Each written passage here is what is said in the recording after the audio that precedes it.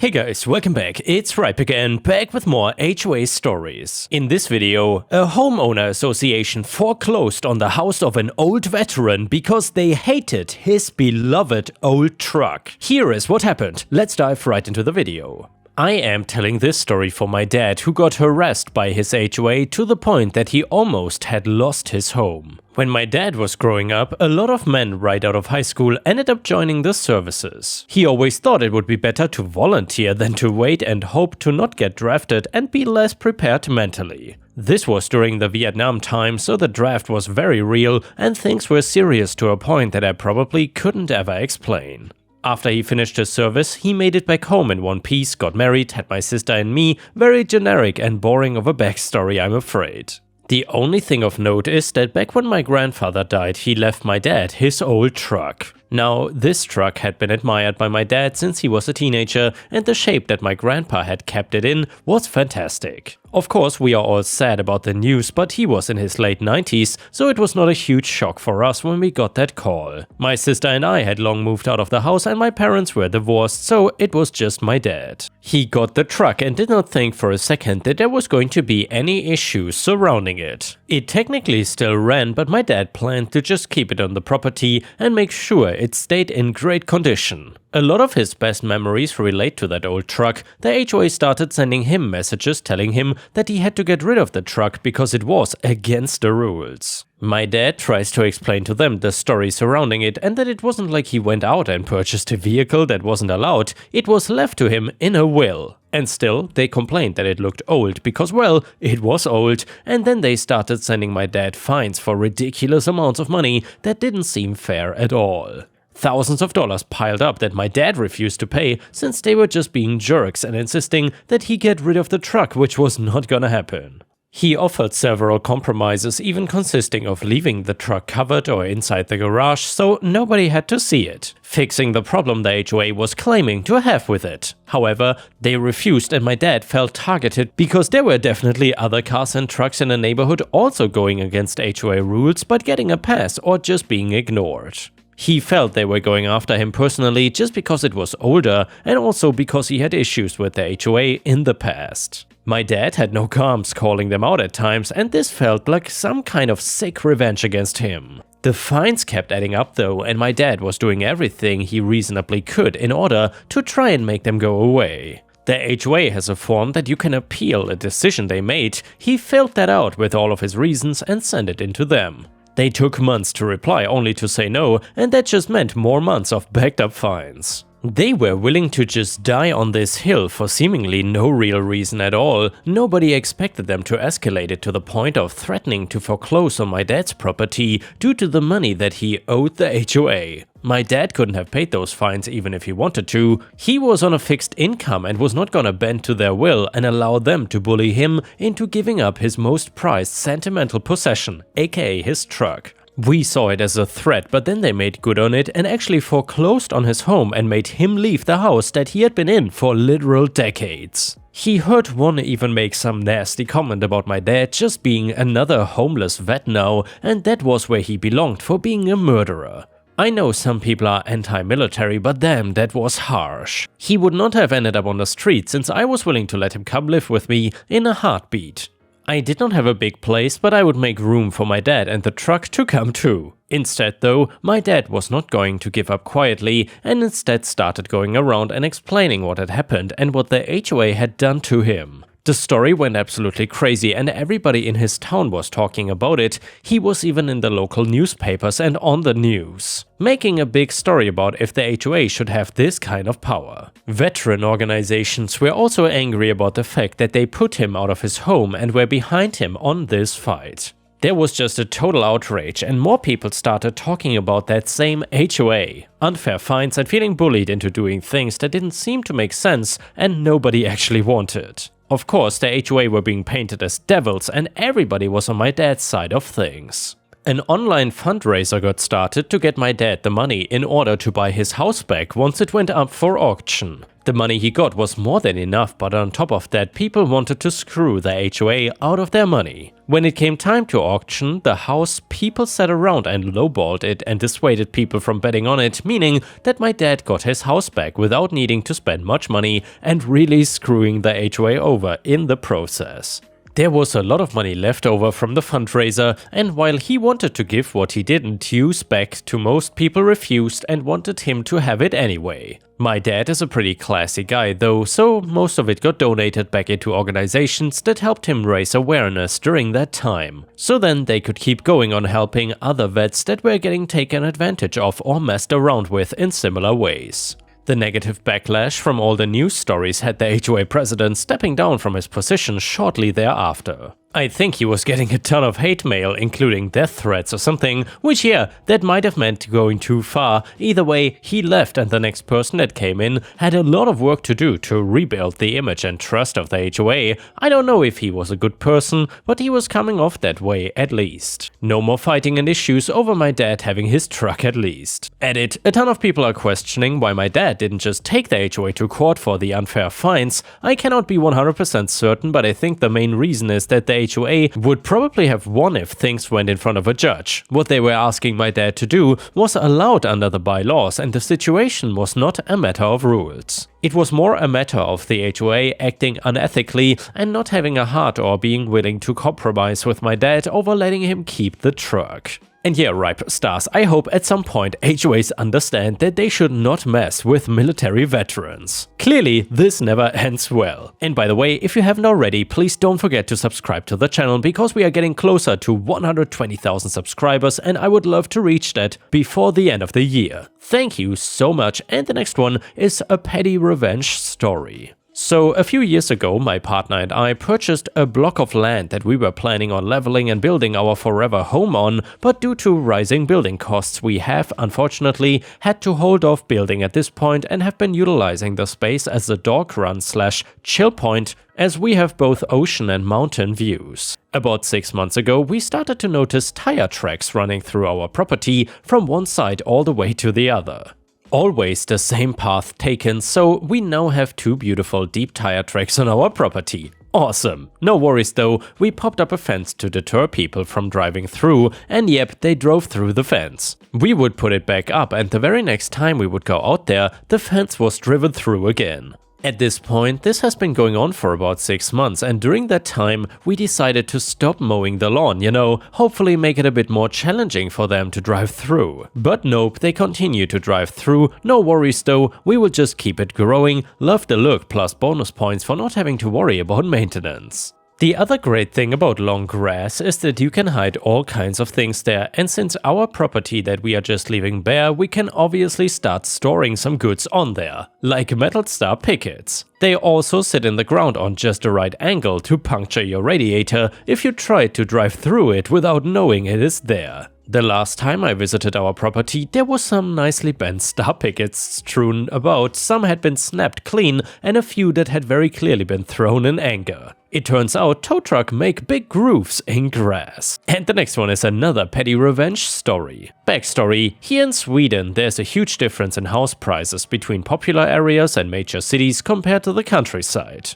This meant that I was able to buy a small fixer-upper house at the age of 23, 4 years ago, on a very average income. There was only me and one other bidder involved, and I eventually won the bidding at a reasonable price. The house is located a bit outside our town, with only one other house next to it, as well as an empty lot. Shortly after moving in, an older guy came knocking on my door. He told me that he was the other bidder and the owner of the empty property, and he only wanted my house in order to tear it down and make more space for his friends' RVs. He finished by essentially saying, "Enjoy your pile of junk." Since then, he has spent most of the summers in a lawn chair next to his RV on the empty property, with a clear view up my driveway and shooting me dirty looks every time I walked or drove by. Now, as I said, the house is a project and I've made many improvements over the years as time and money has allowed. There's always something that needs doing on the house, and I'm also the designated mechanic for friends and family. There's usually a car or two getting repaired in my garage. This means a lot of noisy tools. I've made sure to always start some kind of project when I see him sit down in his chair. This has gone on for a few summers now, and the way it goes is like this. He gives me dirty looks and I make noise. Only on reasonable hours though, I don't do anything he can reasonably complain about. Today, I continued on my bedroom remodeling, and it seems my circular saw finally broke him. He turned his RV around and put the chair in the opposite direction. When there is an actual view as compared to my driveway, I see this as a total victory. And the next one is another revenge story, posted by user mediumsavings4968 on r/ripe stories. And by the way, if you have any stories of your own to share, then please head on over to r/ripe stories on Reddit, where you can post your own full-length stories. And if the story is interesting, there's a good chance I will read it in a video. This one starts like this. The background of the story starts in the late 70s, early 80s. My dad had just moved to town, barely going out with my mom. My dad was down on his luck and out of a job just moving to the area when he applied to a local publication company. The company published a newspaper, a pair of magazines, and on occasion some large local event-related specials. The publication firm offered my dad a job at the lowest level in the printing presses. My dad takes the job eagerly. Dad for the next 20 years moves his way through the various parts of the company, doing multiple positions with always very pleased managers. My dad always went above and beyond for his co-workers, for example, fills in for them no questions asked, takes overtime, and volunteers for the harder assignments. My dad had made it to the supervisor levels but got moved so he could know the whole business in its entirety. Me personally, I grew up in the 90s and lived to watch this whole thing through till the last moment. I find myself thinking fondly of watching him work, watching him talk, and sitting in his office with his co-workers. In 2000, the publication company was bought out from a private owner and sold to a smallish publication firm. That firm only held it for a few years before selling it to the highest bidder, and so a larger publication firm took it over. The new company starts by firing anyone non-union and hires new staff at a lower wage. Slowly, the company begins to fire union members by using various methods. In that time, my dad had seen a great many good co-workers be either retired, fired, or forced out. My dad went through a great many bosses. My dad had an older legacy union contract, so they definitely would have trouble firing him. So the company moved my dad through varying departments, and finally, as a last-ditch effort, they move him to work in the distribution department. The company called it a horizontal promotion. My dad worked in that department until 2011. At the start of 2011, my dad was introduced to a young new manager, the kid my dad called him. Considering my dad's age, anyone could have been called a kid, by the way. So my dad was asked to train the kid on how dad did his job so well.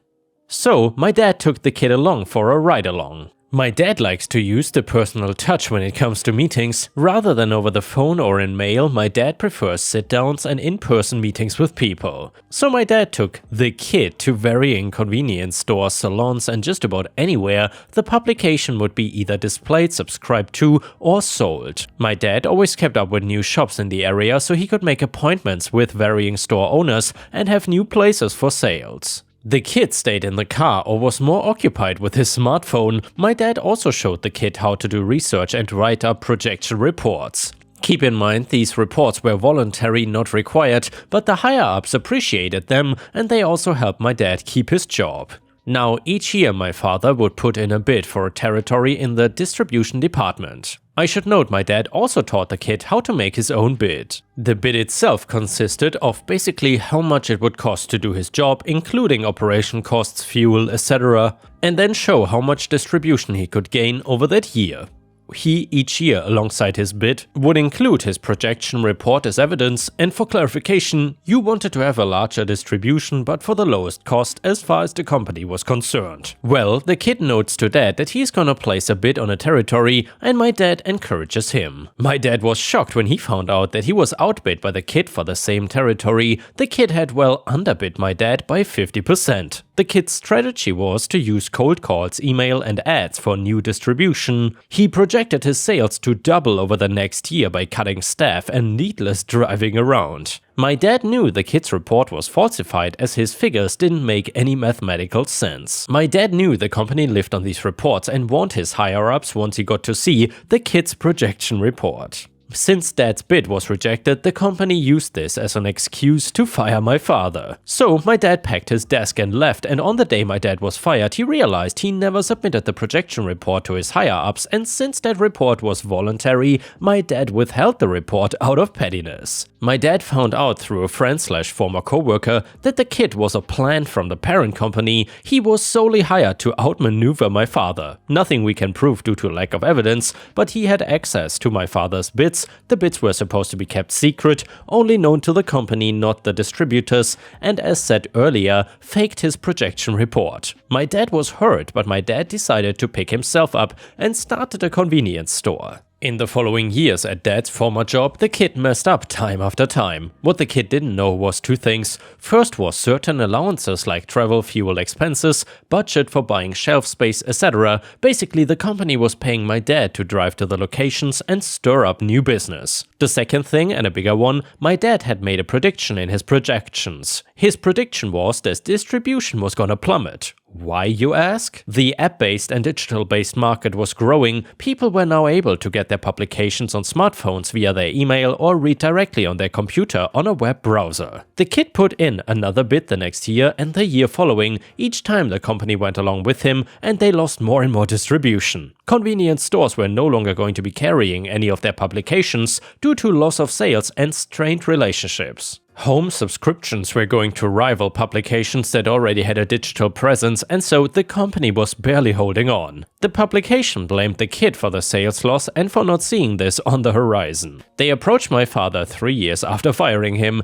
begging him to return, but my dad said absolutely no to his former managers. My dad ended up starting a chain of 3 convenience stores. Meanwhile, his former job, the publication company, tried to stir up a digital version too little too late. The company is now a shadow of what it once was. My dad's last contact inside told us the following: you cannot really find their publications in any convenience stores. The printing press is now in another state. The home delivery department constantly tries to fight with USPS for lower delivery costs, and the distribution department was whittled down to 2 people, formerly 12. They are down to a single magazine and a newspaper that nobody heard of. And yeah, thank you very much for sharing this interesting revenge story. Your dad definitely did the right thing here, I would say, and the company did not treat him fairly, that's for sure. However, Ripe Stars, I'm curious, do you read any print magazines or newspapers? Maybe I'm old school, but I still like to read certain newspapers and some magazines, usually game-related stuff though when it comes to magazines. It's just different than reading all of this online. However, I do know that most people nowadays prefer to read their stuff online, which I of course also do, but having it in print is just different. And now let's move on to the next story. It starts like this: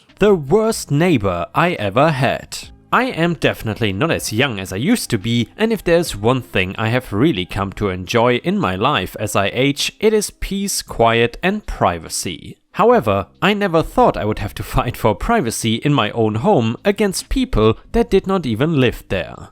The story starts about 2 years ago. I have lived in my neighborhood for quite some time, and all of the neighbors are really lovely. Even the ones that don't talk to me as much. They always say hi or wave when they see you, so the neighborhood has never really had any major problems. An occasional house party that was too loud, but never any real problems. That is until the house next door to mine went up for sale and a weird middle-aged cranky woman moved in next door. Although I did not have issues with her right away, I heard from my other next door neighbor that this new lady in the neighborhood had complained about the neighbor across the street and her yard decorations. I never had any problems with her until a couple of months after she moved in, when I was sitting in my kitchen one morning. With the way our houses are built, hers sits slightly higher than mine. One morning I was eating breakfast and I just so happened to look through the window. Now, this window faces her house, and it just so happens that her house has a window that faces mine. I did not expect to look out the window and see her standing there looking right back at me. This was stranger than anything, and I really did not like that fact that she could see into my house so easily. After all, who does not enjoy the privacy and comfort that their own home offers? So, after this weird incident of catching her looking into my house, I decided that I would put up a privacy fence. I did not want there to be any complications, obviously, so I made sure to do my research and checked with the city what, if any, special permits or requirements needed to be met. The only thing that I really found out was it cannot be higher than 4 feet. So when I hired people to build the fence, it stood at 4 feet tall. However, just days after the fence was installed, I had gotten a letter from the city saying that my fence was in violation of the city code. My lovely new neighbors had complained and reported me. It needed to be dropped down to 3.5 feet. I did not want any trouble, so I called the people that I hired back and we were able to fix the fence. However, the battle over the fence was not over yet. We had another fence built in the backyard. It was not anything special, just a regular woodboard fence that was around 6 feet tall. She had actually come up to me to complain about the fence, stating that it was 6 inches too tall. My first thought was this woman out here measuring my fence on her own time? My second concern was why she was so concerned about my fences. It seemed like she wanted them to be shorter, which was really weird. My fence had absolutely zero effect on her, but enhanced the privacy I had in my own home. She ended up making several calls to the city, which was such a waste of time for everyone involved. The city would come out to my house, measure, mark the fences, conclude what parts of the fences were not in code, etc. They could have been doing something else. I could have been doing something else, and surely so could the crazy lady next door. Her obsession with my fences ended up costing me over double than what I had planned for when first installing the fences. I was just so frustrated. I was even more frustrated when one day I happened to be taking the garbage cans out on the side of my house and I saw a surveillance camera on one of her second-story windows pointed at my house. This was absolutely the last straw for me. I knew it would be harder to prove my case if I got a legal team involved, so I decided to take matters into my own hands. I also knew that my neighbor would claim the security cameras were pointing at her backyard, and while that may be the case, I knew my window was in that camera's view. So I decided to purchase some of those bird deflector devices that I see businesses use. They are typically very bright, and if the sun or any light is hitting them directly, they shine a bright light that scares the birds off. If I could not get her to take her camera down or respect my property, home and fence, well then I would just make her camera unusable. And sure enough, a couple of days after I had my son install the bird deflectors on the window that was in view of the camera, she came knocking on my door. She said I needed to take them down because the glare from them was so strong that it was affecting her camera footage. I let her know that it was not my concern and what I put on my house or property is none of her concern.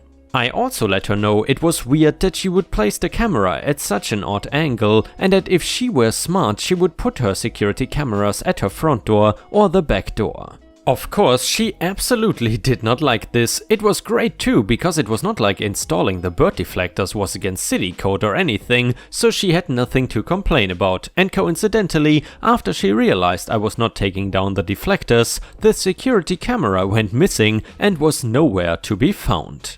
And yeah guys, if you cannot get enough of my content, please don't forget to check out my podcast by searching for Ripe Stories on all major podcast platforms such as Spotify, Apple or Google Podcasts. Furthermore, you can find bonus content by going to patreon.com/ripeyoutube or by clicking the join button here on YouTube. For a small monthly fee, you will get access to dozens and dozens of exclusive videos you won't find anywhere else. Thank you so much for watching, and I hope to see you again tomorrow.